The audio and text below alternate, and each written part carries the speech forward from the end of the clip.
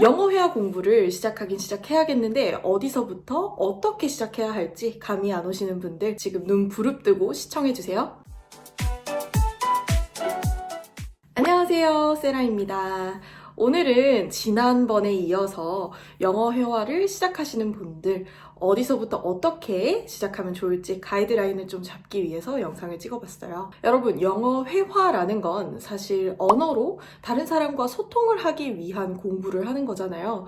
그래서 사실 가장 중요한 게 문장을 어떻게 만드는가인데요. 이 영어 회화 공부법은 굉장히 다양합니다. 쉐도잉을 권하시는 분들도 있고 패턴을 계속 외워라 하시는 분들도 있고 또 문법을 굉장히 많이 강조해서 문법부터 채워라 하시는 분들이 있는데 개인적인 생각으로는 일단은 문법은 잡고 가야 합니다. 당연히 문법이라고 하면 모두 표정이 험악해진다, 그치요? 너무 싫어. 하지만 이 문법이라는 게 우리가 학교 내신 공부를 하듯이 그렇게 어려운 문법을 잡고 가라는 게 아니고요. 정말 간단한 기본적인 품사부터 동사에는 어떤 종류가 있고 왜 이걸 알아야 하는지를 배우는 게 굉장히 중요합니다. 그래서 첫 번째 가이드라인을 드리자면 기본 품사 외우세요. 명사, 형용사, 부사, 그리고 동사. 이 품사들이 어떻게 다르고 어떤 뜻이 있는지를 외우세요. 명사는 간단히 말하자면 모든 것에 명차를 붙인다면 뭐라고 적을 것인가입니다. 그래서 간단하게 보자면 이런 컵 같은 경우에도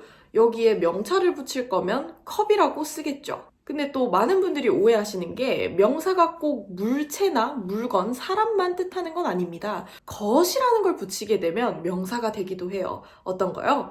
말하는 것, 운동하는 것, 사실 움직임이 들어있긴 하지만 명사죠.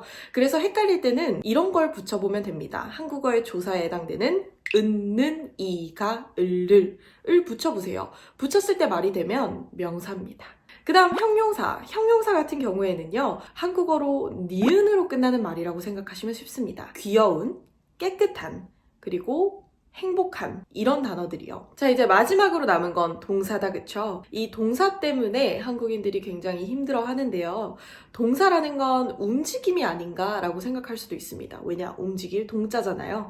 그런데 항상 움직임을 뜻하는 건 아닙니다. 영어에는 동사가 딱 두 종류가 있습니다. 첫 번째는 비동사, 두 번째는 일반 동사예요. 자, 이 동사들에 관한 건 제가 이전에 영상을 하나 올린 게 있으니까 한번 확인해 보시고요. 자, 그래서 이렇게 품사에 대해서 좀 더 공부를 하고 싶으신 분들은 제가 직접 만든 전자책이 있는데요.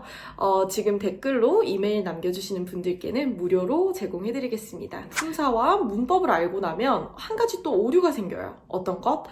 이렇게 적을 때는 되는데 이게 또 말로는 쉽게 나오지가 않아요가 되는데요. 이유가 뭔가 하면 영어와 한국어의 큰 차이를 아직 못 느끼셔서 그래요. 한국어는 어떤 말이 있어요. 조선말은 끝까지 들어봐야 한다, 이런 속담이 있는 것처럼 결론이 맨 마지막에 나옵니다.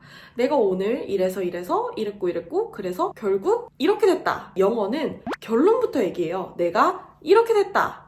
이래서 이래가지고 이래서 그래서 부연 설명을 조금 더 하는 느낌이죠. 그래서 우리가 두 번째로 꼭 알아야 하는 건 무엇인가 하면요. 영어는 결론부터 얘기하려는 습관을 기르셔야 돼요. 한국어도 결론을 보면 뭘로 끝납니까? 내가 이래서 이랬다. 동사로 끝난다, 그쵸? 근데 요걸 앞으로 가져오는 거죠. 그래서 영어로 얘기할 때는 무조건 주어를 말한 다음에 동사가 무엇인지 빠르게 찾는 사람이 이기는 거다라고 생각하시면 됩니다. 내가 뭔가 말하고 있는 게 한국어로 얘기할 때는 내가 맨 마지막에 결론으로 과거든 현재든 미래든 얘기하면 되지만 영어는 앞에부터 바로 빵 터트려야 되기 때문에 내가 말하고자 하는 것이 과거인지 현재인지 아니면 미래인지 바로바로 떠올리는 습관을 기르셔야 돼요. 그럼 이건 어떻게 하는가? 지난 영상에서도 한번 언급했듯이 내가 매일매일 뭔가 하고 있는 이 행동들을 계속 바꿔보는 거예요. 과거로도 얘기해보고 현재로도 문장을 만들어보고 미래에 뭐뭐 할 것이다, 이렇게도 얘기를 해보고요.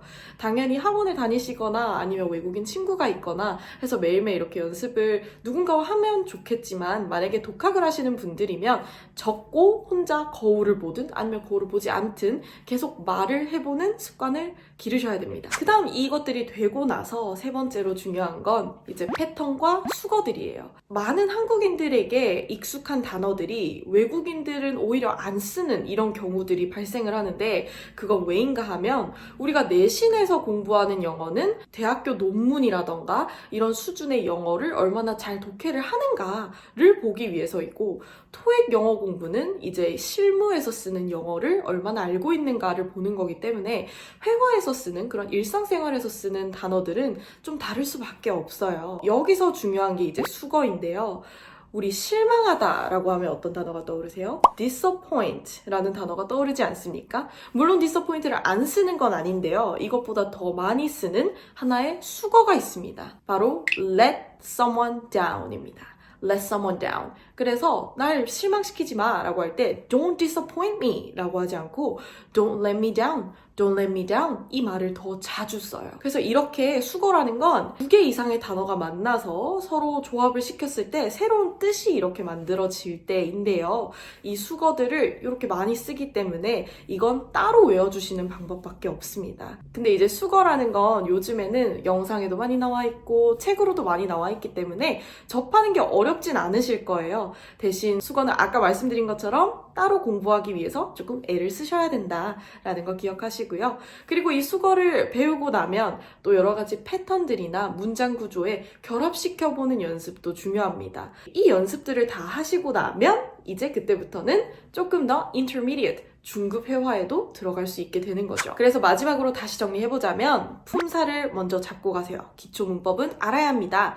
두 번째, 영어로 얘기할 때는 결론부터 이야기해야 된다는 거. 그리고 그걸 위해서는 연습이 많이 필요하다는 거. 그 다음에 세 번째는 패턴과 수거를 많이 외워주셔야 한다는 거. 이것만 기억을 조금 해주시고요. 다른 질문이 있으신 분들은 댓글로 남겨주세요. 아까 말씀드렸던 전자책도 댓글에 이메일 남겨주시면 바로 보내드리겠습니다. 영어를 정복하는 그날까지 같이 달려봅시다. 바이바이!